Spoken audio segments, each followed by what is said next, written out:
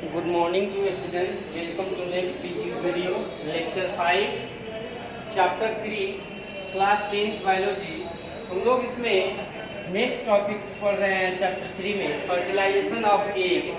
Egg का जब fertilisation होता है उसके बारे में पढ़ रहे हैं। तो देखेंगे व्हेन एग इज फर्टिलाइज, जब एग जो है वह फर्टिलाइज होता है तो क्या होता है, तो लिखेंगे the fertilized egg called zygote. जो फर्टिलाइज एग होता है, जिस एग का मतलब अंडा का निषेचन हो जाता है वह जाइगोट बन जाता है। Zygote is planted in uterus. Zygote जो होता है कहाँ प्लांटेड होता है, यूट्रस में जाता है एंड डेवलप इनटू एम्ब्रियो, और वहाँ उसका विकास होता है। विकास होने के बाद वह एम्ब्रियो का रूप धारण करता है। नेक्स्ट में देखते हैं the embryo gets nutrition from the mother blood with the help of a special tissue called placenta. उसको क्या बोलते हैं, प्लेसेंटा बोलते हैं। जब एम्ब्रियो जो होता है न्यूट्रिशन प्राप्त होता है उसको, और मदर ब्लड से वह हेल्प लेके क्या बनाता है, एक स्पेशल टिश्यू का निर्माण करता है, उसको हम लोग प्लेसेंटा कहते हैं।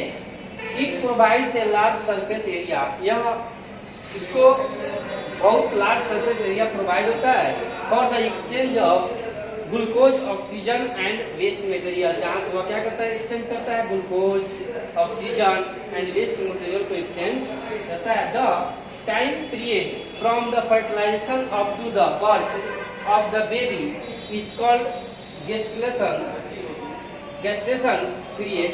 It is about 9 month. अब यहाँ क्या देखते हैं, बेबी का जो पीरियड का टाइम होता है यहाँ पे फर्टिलाइजेशन से लेकर और बेबी के बर्थ तक के टाइम को हम लोग क्या बोलते हैं, गेस्टेशन पीरियड बोलते हैं।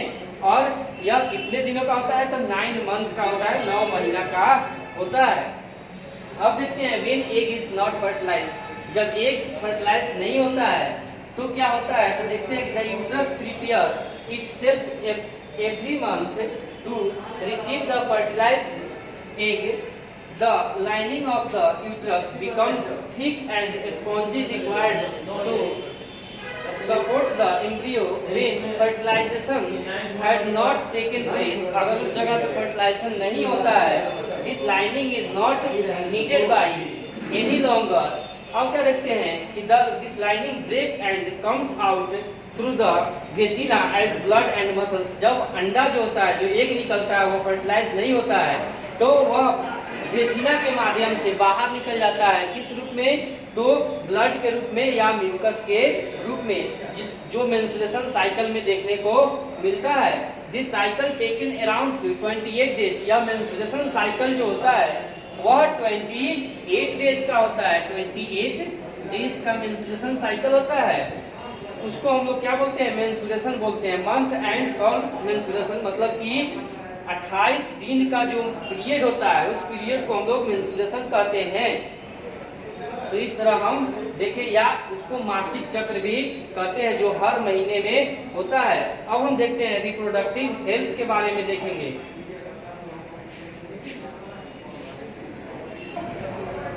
अब देखते हैं नेक्स्ट में हम लोग क्या देखते हैं कि रिप्रोडक्टिव हेल्थ, नेक्स्ट टॉपिक है रिप्रोडक्टिव हेल्थ।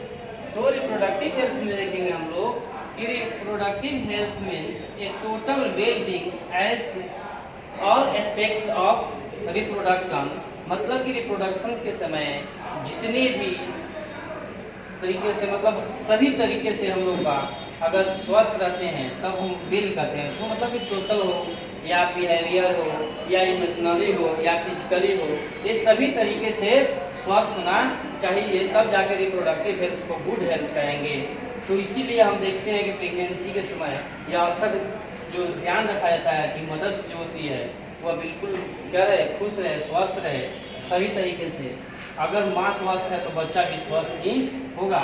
अब देखते हैं many disease can be sexual transmitted such as bacterial disease या वायरल डिजीज। बहुत सारे ऐसे डिजीज हैं जो सेक्सुअली ट्रांसमिटेड होते हैं। एक मतलब कि एक one person to another person. जैसे बैक्टीरियल डिजीज है, जैसे यहाँ नाम देख रहे हैं गोनोरिया है या साइफिलिस है। उसके बाद warts and the HIV worms disease या HIV डिजीज जो है, यह क्या है, HIV और एड्स। ये दोनों है वायरल डिजीज है। अब देखते हैं, अब यहाँ देखते हैं use of a condom prevent this infections to the some extent construction. कुछ ऐसे होते हैं, जैसे देखिए कुछ ऐसे डिजीज होते हैं जो वायरल डिजीज जो है उसमें प्रिवेंशन के लिए, सेक्सुअली प्रिवेंशन के लिए हम लोग कंडोम का यूज करते हैं ताकि इन्फेक्शन से बचे। अब देखते हैं कॉन्ट्रेसेप्शन, यहाँ नेक्स्ट होती है आपको कॉन्ट्रेसेप्शन जो है, it is the avoidance of the pregnancy can be achieved by the preventing of the fertilization of ova. Next में देखते हैं मेथड ऑफ कॉन्ट्रेसेप्शन, इसमें कौन कौन मेथड है कॉन्ट्रेसेप्शन का, तो देखेंगे फिजिकली बैरियर, कुछ फिजिकली बैरियर भी होते हैं जिसके द्वारा हम बच सकते हैं प्रेगनेंसी वगैरह से, या देखते हैं फिजिकली में क्या है, to prevent union of eggs and sperm. Next में देखते हैं यूज ऑफ कंडोम, कंडोम का यूज करके, या सर्वाइकल कैप्स का यूज करते हैं, या डायफ्राम्स का यूज करते हैं। तो इस तरीके से हम फिजिकली रूप से प्रेगनेंसी से बच सकते हैं, प्रेगनेंसी नहीं हो सकता है, या फिजिकली है। अब हम देखेंगे केमिकल्स बैरियर, केमिकल्स का भी कुछ प्रभाव होता है। अब देखते हैं हम लोग केमिकल मेथड्स के कैसे हम लोग तो केमिकल मेथड में देखते हैं use of oral pills, oral pills का यूज करते हैं। This changes hormonal balance of body hormone so that eggs are not release. अगर हार्मोनल जो बैलेंस है बॉडी का वह चेंज हो जाएगा तो एग्स जो होता है वो रिलीज नहीं होगा।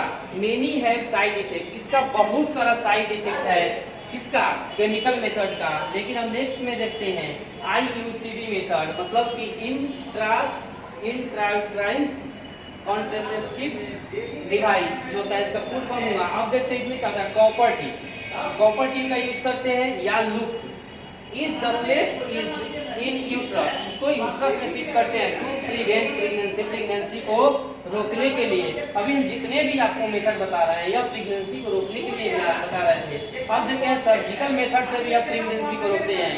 तो सर्जिकल मेथड में देखते हैं कि in a mail the vast difference is block, mail का जो वास्ट डिफरेंस होता है उसको ब्लॉक कर दिया जाता है to prevent sperm transfer called the vasectomy. Vasectomy जो होता है इसमें क्या होता है, स्पर्म जो होता है वह ट्रांसफर नहीं होता है।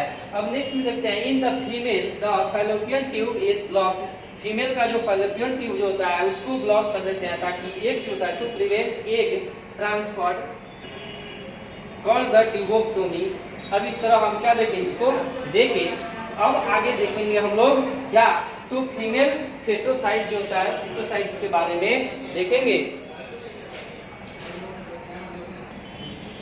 अब हम देखते हैं लास्ट टॉपिक है इस चैप्टर का स्टूडेंट। लास्ट टॉपिक्स में क्या देखते हैं हम लोग, तो फीमेल फेटोसाइट्स मतलब होता है कि जब बच्चा जो होता है गर्भ में जब पता चलता है कि मेल है कि फीमेल, तो लोग उसको मार देता है, ठीक है ना। उसके बारे में देखेंगे तो देखेंगे the practice of killing a female child inside the womb is called the female foeticides, जो उसको बोलते हैं, मतलब कि उसको भ्रूण हत्या करते हैं। जिसको भ्रूण हत्या करते हैं मतलब कि माँ के गर्भ में ही बच्चे को मार दिया जाता है। For a healthy society A balance sex ratio in needed that can be achieved bye educating people to avoid a female fetules like a female fetules, मतलब मेल फेटस कहने का सेंस है कि जो जिस समाज में जो समाज हेल्दी होता है, स्वस्थ होता है, या जो एजुकेटेड पर्सन होते हैं वह इसको अवॉइड करके चलते हैं कि हमारे यहाँ गर्ल्स का जन्म होगा कि बॉयज का, इसलिए वह क्या करते हैं, भ्रूण हत्या नहीं करते हैं। तो इसलिए हमारे समाज को शिक्षित होना भी अति आवश्यक है ताकि ये जो फीमेल फेटिसाइड्स है या भ्रूण हत्या जो है या रेशियो जो है गर्ल्स और बॉयज का, मेल और फीमेल का, वह क्या हो, बैलेंस हो सके। अब देखते हैं parental sex determination is a legal offence in our country so as to maintain a balance sex ratio, मतलब कि हमारे जो पेरेंटल सेक्स डिटरमिनेशन जो होता है हमारे देश में जो होता है, भ्रूण हत्या जो पर रोक है, हम अगर उसकी जांच कराते हैं या भ्रूण हत्या करते हैं तो उसका आर्थिक दंड भी है, जेल भी हो सकता है। ऐसे बहुत सारे सरकार के द्वारा इसको बंद किया जाता है।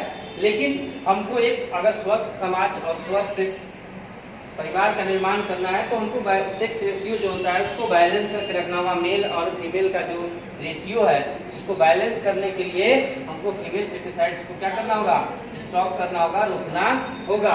यह चैप्टर आपका समाप्त हुआ। आप लोग नेक्स्ट चैप्टर पढ़िएगा। अब यह हाफ ईयरली का सिलेबस जो है आपका समाप्त हो गया। आप इसको प्रैक्टिस कीजिएगा। थैंक्स।